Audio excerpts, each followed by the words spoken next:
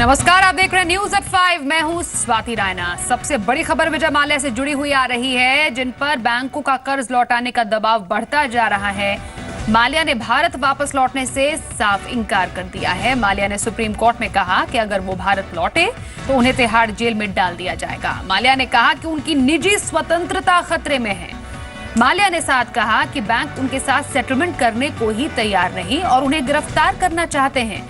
लेकिन supreme court ने सख्त रवैया अपनाते हुए माल्या को देश विदेश में संपत्ति घोषित करने का आदेश दिया है।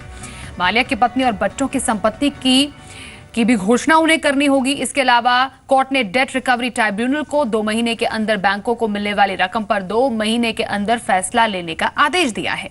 वहीं सरकार ने सुप्रीम कोर्ट को बताया कि वो माल्या का भारत लौटने का कोई इरादा नहीं है और अब सरकार माल्या को वापस लाने की प्रक्रिया शुरू करेगी।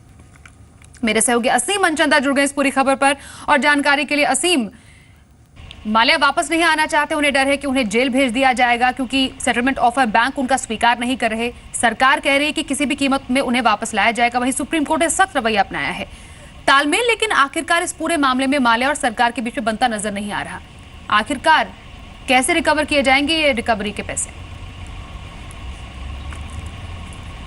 देखिए, फिलहाल तो ये मामला जो है डेट रिकवरी ट्रिब्यूनल में बेंगलोर में चल रहा है। जो सुप्रीम कोर्ट ने आदेश दिया है डेप्टी रिकवरी ट्रिब्यूनल को कि पिछले 3 साल से ये मामला जो है वो लटक रहा है। तकरीबन 400 के आसपास एडजमेंट जो है इस मामले की हो चुकी है। तो अब सुप्रीम कोर्ट ने कड़े शब्दों में डीआरटी को कहा है कि आप 2 महीने के अंदर अंदर इस मामले का फैसला करें। कोई भी आपको अब एक्सटेंशन जो है वो नहीं दिया जाएगा। तो 2 महीने के अंदर इनको ये फैसला करना होगा कि बैंकों को कितना पैसा जो है विजय माल्या से मिलेगा, उनकी चल अचल संपत्ति जो इंडिया में बेच करके। और दूसरा ये कि विजय माल्या के बारे में आज साफ साफ ये कहा विजय माल्या ने कोर्ट में कि अगर वो भारत आएंगे तो उनको गिरफ्तार कर लिया जाएगा। बैंक से उनको गिरफ्तार करने में इंटरेस्टेड है। वो लोन चुकाने में, जो लोन का कर्जा है वो चुकाने में कोई भी इंटरेस्टेड नहीं है। बैंक वो लोन वापस लेने में कोई इंटरेस्ट नहीं है उनका। वहाँ पे अटॉर्नी जनरल ने कहा कि विजय माल्या जो है वो भगोड़े साबित हुए हैं और अब फिलहाल उनके वापस लाने की कार्रवाई की जाएगी। इसके लिए यूके गवर्नमेंट से भी जो है वो बात की जाएगी और जो स्टेप्स जो है उनको वापस लाने के वो सरकार लेगी। पहला स्टेप सरकार ले चुकी है, उनका पासपोर्ट जो है वो रिवोक जो है वो कर चुकी है और बाकी अगले स्टेप्स जो है आपको कुछ दिनों में देखने को मिल जाएंगे। बहुत शुक्रिया असीम इस पूरी खबर पर अपडेट के लिए आपका। इस बीच ये भी बताएं कि बैंकों के एनपीए पर सुनवाई करते हुए सुप्रीम कोर्ट ने सरकार को सिस्टम में सुधार करने के लिए कदम उठाने के निर्देश भी दिए हैं। सुप्रीम कोर्ट ने सरकार पर सख्त टिप्पणी करते हुए कहा कि अगर आपका सिस्टम सही होता तो सरकारी बैंकों को इतनी बड़ी संख्या में लोन राइट ऑफ नहीं करने पड़ते। उधर सरकार ने कोर्ट को जानकारी देते हुए कहा कि एनपीए की समस्या से निपटने के लिए सरफासी एक्ट और डीआरटी कानून में संशोधन की प्रक्रिया जारी है और जल्द ही बैंक्रप्सी कानून के आने के बाद डिफॉल्ट मामलों से निपटने में और सफाई आएगी। सुप्रीम कोर्ट ने सरकार को एनपीए के मुद्दे पर एक स्पेशल पैनल बनाने की मंजूरी दी है और 19 जुलाई तक डिटेल प्लान भी पेश करने को कहा है। बाबा रामदेव ने विदेशी एफएमसीजी कंपनियों पर जमकर निशाना साधा है। रामदेव ने कहा है कि पतंजलि की कामयाबी से एफएमसीजी कंपनियां घबराई हुई हैं। बाबा ने 3 बड़ी कंपनियों को जल्द ही शीर्षासन कराने की बात भी कह दी। बाबा की पतंजलि आयुर्वेद ने 5,000 करोड़ का टर्नओवर हासिल किया है और अगले साल इसे 10,000 करोड़ रुपए का करने का उनका लक्ष्य भी है।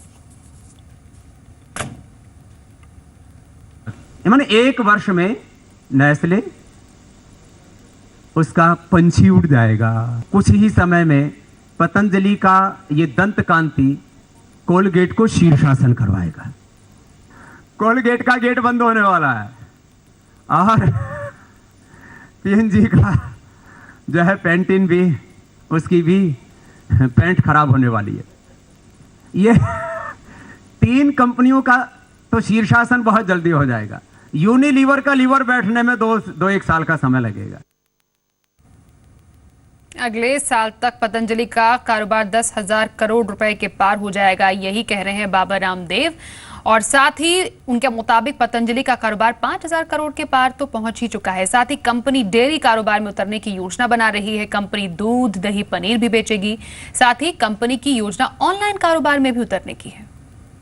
हमारे साथ बाबा रामदेव हैं। पतंजलि ने 5,000 करोड़ रुपए के कारोबार के लैंडमार्क को अचीव किया है। सबसे पहले तो बाबा आपको बधाई कि 5,000 करोड़ रुपए के लैंडमार्क को अचीव किया है।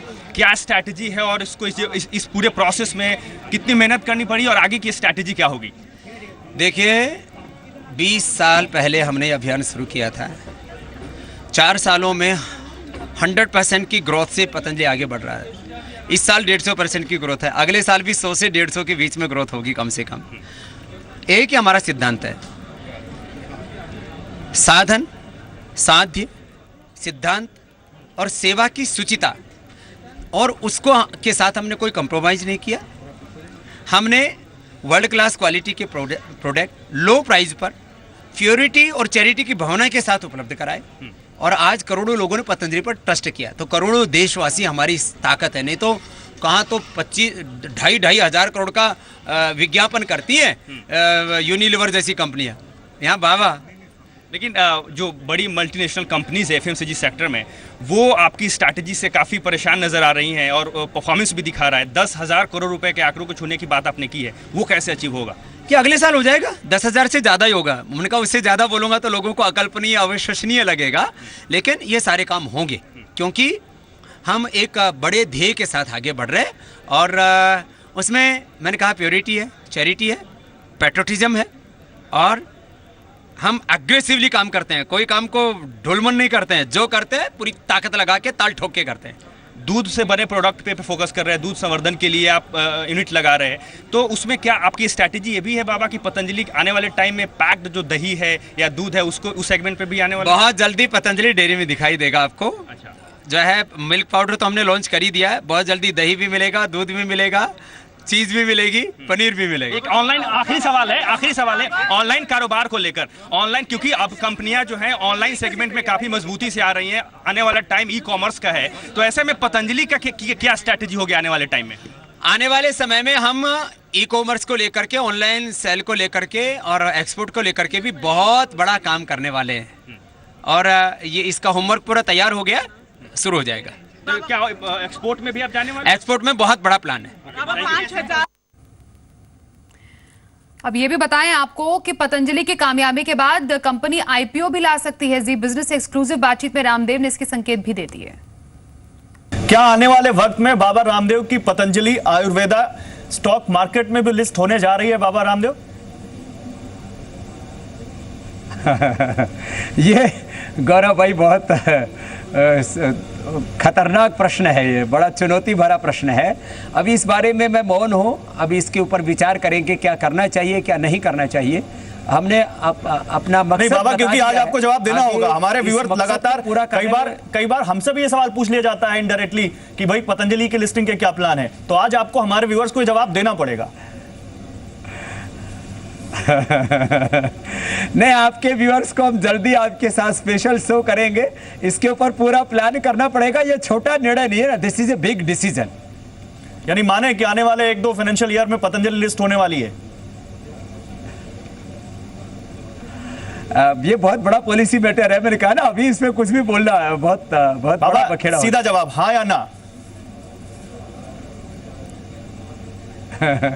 मौन।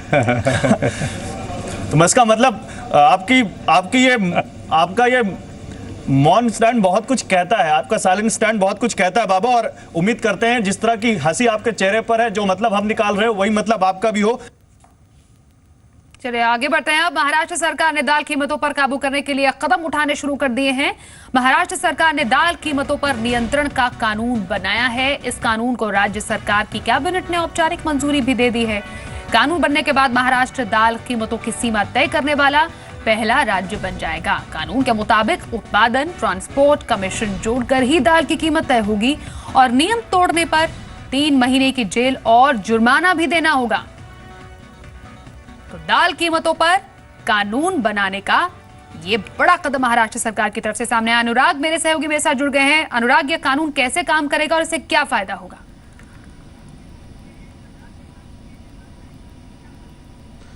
जी बिल्कुल, जो सरकार ने अभी तो महाराष्ट्र की कैबिनेट है उसने उसको मंजूरी दे दी है और इसको राष्ट्रपति के पास भेजा गया है। और उसके बाद ये जो कानून बनेगा, इसके बाद इस कानून के बाद जो अधिकतम खुदरा मूल्य है वो सरकार तय करेगी और इसका एक फॉर्मूला होगा जिसके अंदर कमीशन से लेके, उत्पाद से लेके, ट्रांसपोर्ट, इन सब चीजों को शामिल किया जाएगा।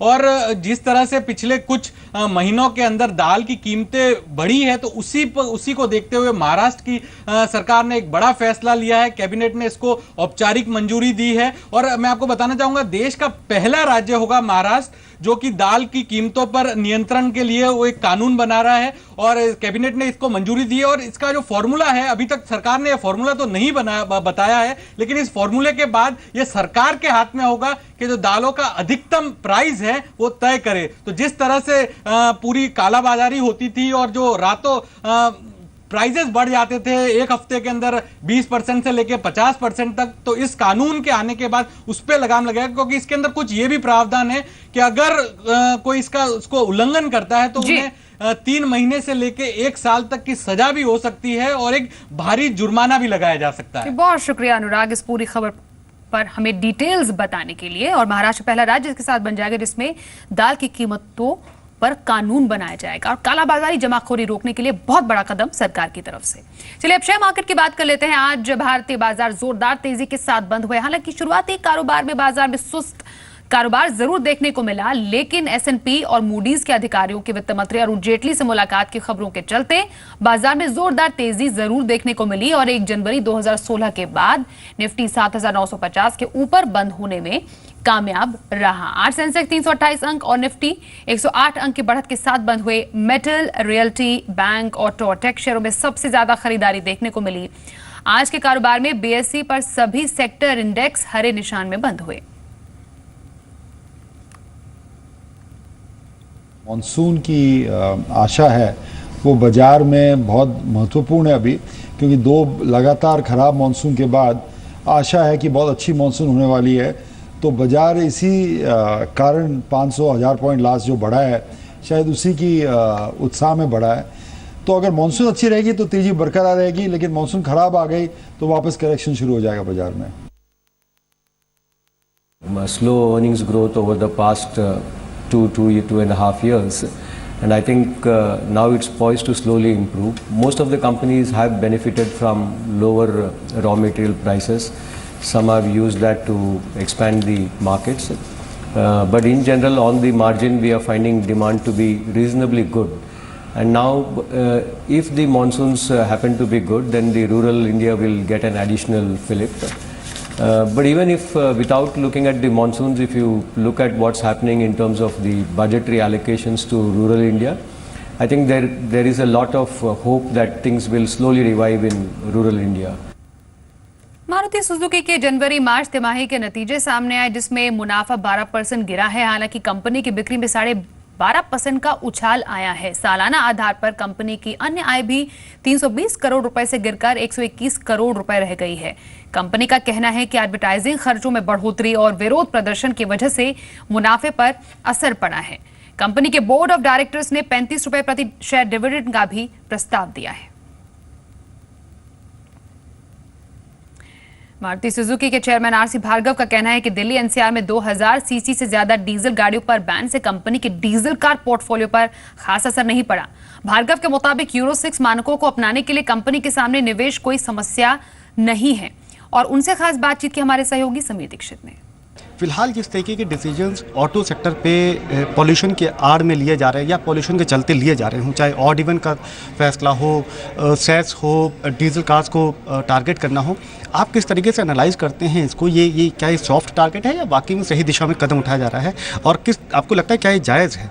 देखिए, जो हमने साइंटिफिक डेटा देखा है और एनालाइज किया है, क्योंकि हमको कोई इसमें वो चीज़ ऐसी नहीं है कि हम इसमें ऑब्जेक्टिव ना हो पाए, तो हम तो जो डेटा है और जो साइंटिफिकली कलेक्टेड डेटा है, वैलिड डेटा है, उसी को देखते हैं और उसके बेसिस पे ये साबित हमारे समझ में तो बिल्कुल क्लियर है कि पोल्यूशन, जो दिल्ली का पोल्यूशन है, I am not talking of all दुनिया का पोल्यूशन, दिल्ली का जो पोल्यूशन है PM 2.5 का, उस पोल्यूशन में कार्स का जो कंट्रीब्यूशन है बहुत ही मार्जिनल है, 2% 2.5% के करीब है, उससे ज़्यादा नहीं है।